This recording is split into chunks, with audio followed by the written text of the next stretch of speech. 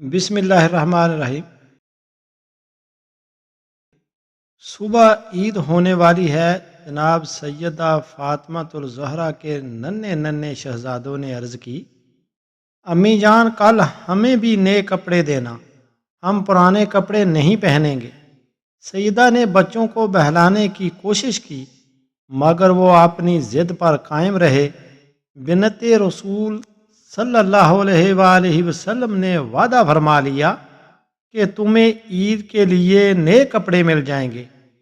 پوری رات عبادت میں گزارنے والی سیدہ فاطمہ الزہرا رضی اللہ تعالی عنہا نے تہجد کے نوافل کے بعد بارگاہ خداوندی میں ہاتھ اٹھا دیے اور عرض کیا، الہی فاطمہ تیری کنیز ہے، اس کے وعدے کو پورا فرما دینا۔ یا اللہ تو جانتا ہے میں نے بچوں کی ضد سے ان کے ساتھ نئے کپڑوں کا وعدہ کر لیا ہے۔ یا اللہ تو جانتا ہے کہ تیری کنیز نے نہ ہی کبھی اپنے لیے سوال کیا ہے اور نہ ہی جھوٹ بولا ہے اور نہ ہی کبھی غلط وعدہ کیا ہے۔ یا اللہ میرے وعدہ کو وفا فرما دینا۔ صبح ہوئی تو شہزادگان عالی وقار نے نئے کپڑوں کا مطالبہ کیا۔ جناب سیدہ فاطمہ الزہرا نے فرمایا، میرے پیارے بیٹو تمہارے کپڑے لے کر درزی ابھی آ رہا ہے۔ ادھر یہ بات ہو رہی تھی کہ رحمت خداوندی کو جوش آ گیا۔ جبریل کو حکم ہوا، میرے محبوب کی بیٹی کے درزی کو بلاؤ اور فوراً اس کے شہزادوں کے لیے جنت کے 2 جوڑے لے کر پہنچ جاؤ۔ سبحان اللہ۔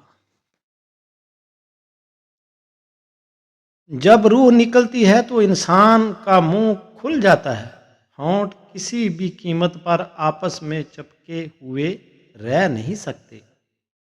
روح پیر کو کھینچتی ہوئی اوپر کی طرف آتی ہے۔ جب پھیپھڑوں اور دل تک روح کھینچ لی جاتی ہے اور انسان سانس ایک ہی طرف یعنی باہر ہی چلنے لگتی ہے، یہ وہ وقت ہوتا ہے جب چند لمحوں میں انسان شیطان اور فرشتوں کو دنیا میں اپنے سامنے دیکھتا ہے۔ ایک طرف ابلیس اس کے کان میں کچھ مشورے دیتا ہے تو دوسری طرف اس کی زبان اس کے عمل کے مطابق کچھ الفاظ ادا کرنا چاہتی ہے۔ اگر انسان نیک ہو تو اس کا دماغ اس کی زبان کو کلمہ شہادت کی ہدایت دیتا ہے۔ اگر انسان کافر ہو، بد دین، مشرک یا دنیا پرست ہوتا ہے تو اس کا دماغ کنفیوژن اور ایک عجیب ہیبت کا شکار ہو کر شیطان کے مشورے کی پیروی کرتا ہے اور بہت ہی مشکل سے کچھ الفاظ زبان سے ادا کرنے کی بھرپور کوشش کرتا ہے۔ یہ سب اتنی تیزی سے ہوتا ہے کہ دماغ کو دنیا کی فضول باتوں کو سوچنے کا موقع ہی نہیں ملتا۔ انسان کی روح نکلتے ہوئے ایک زبردست تکلیف ذہن محسوس کرتا ہے لیکن تڑپ نہیں پاتا، کیونکہ دماغ کو چھوڑ کر باقی جسم کی روح اس کے حلق میں اکٹھی ہو جاتی ہے اور جسم ایک گوشت کے بے جان لوتھڑے کی طرح پڑا ہوا ہوتا ہے جس میں کوئی حرکت کی گنجائش نہیں رہتی۔ آخر میں دماغ کی روح بھی کھینچ لی جاتی ہے۔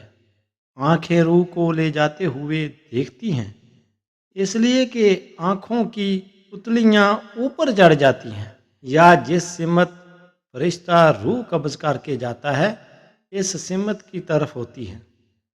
اس کے بعد انسان کی زندگی کا سفر شروع ہوتا ہے جس میں روح تکلیفوں کی تہہ خانوں سے لے کر آرام کے محلات کی آہٹ محسوس کرنے لگتی ہے، جیسا کہ اسے وعدہ کیا گیا ہے۔